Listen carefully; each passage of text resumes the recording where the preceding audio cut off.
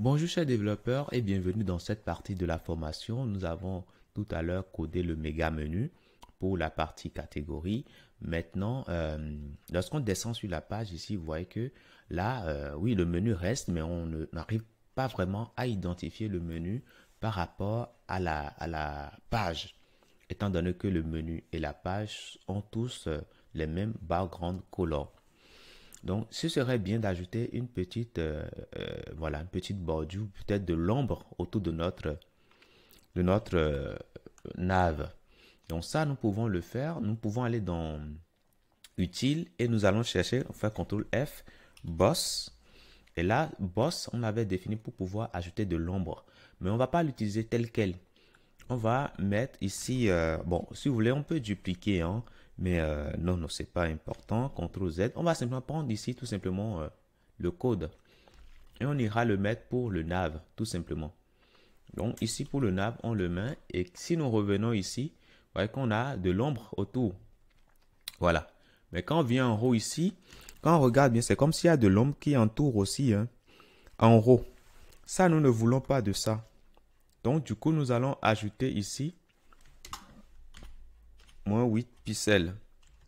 Donc, là, oui, on ne voit plus la marge en haut, on ne voit plus ça. Lorsqu'on défile, et là, on est au top, au niveau du top 0, vous voyez qu'on a bien l'ombre. Et quand on vient sur les éléments, on voit bien ce qu'on est censé voir. Donc là, c'est bon aussi.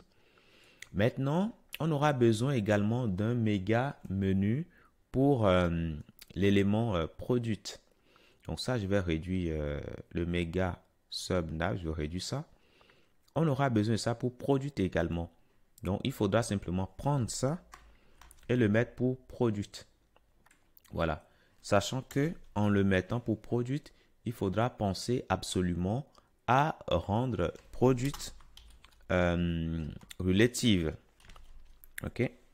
Relative. Tout simplement pour que le contenu puisse être positionné par rapport à cet élément-là.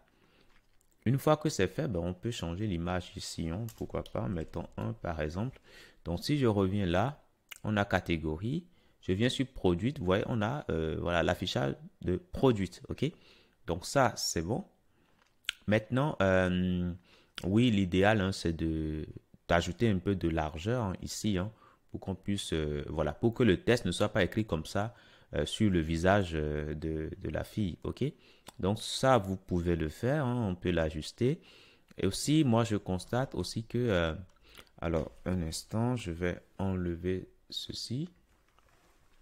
Je constate aussi que ici, si on vient là, on a un peu plus de marge, ok? Un peu plus de marge par rapport à nos éléments A.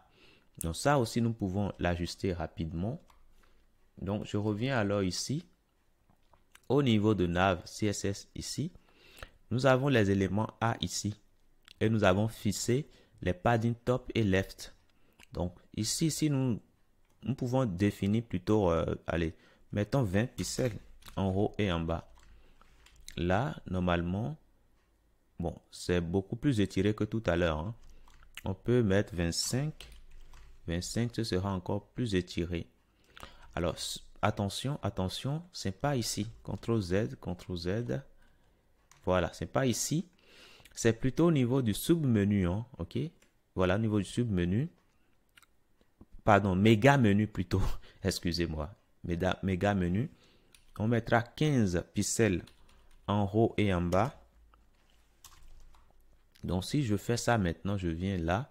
Vous voyez que voilà, il y a énormément de padding. À gauche et à droite, on maintiendra 10 pixels. Ou même rien du tout. Hein. Donc là, je trouve que c'est beaucoup mieux comme ça. Hein. Voilà.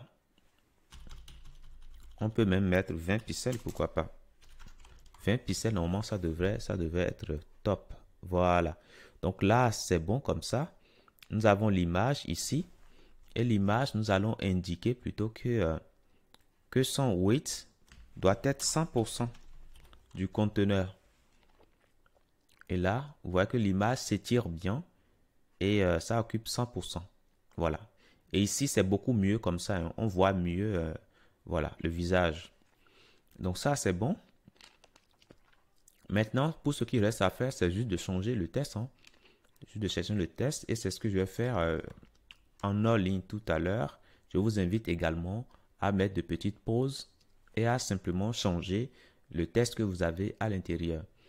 Mais pour finir, nous voyons que tout est en majuscule. C'est parce que chez moi, c'est écrit en majuscule, mais si c'est le cas, il faut penser également à le mettre ici. Les éléments A que nous avons dans le sub-menu, dans le méga menu, pardon, nous voulons que le texte soit écrit en majuscule. Donc ici, on aura texte transform uppercase. Uppercase. Donc là, c'est bon. Normalement, même si le texte est écrit en minuscule, ça sera ajusté. Et voilà pour ce méga menu. Je vous dis merci d'avoir suivi cette partie et à tout de suite dans la prochaine.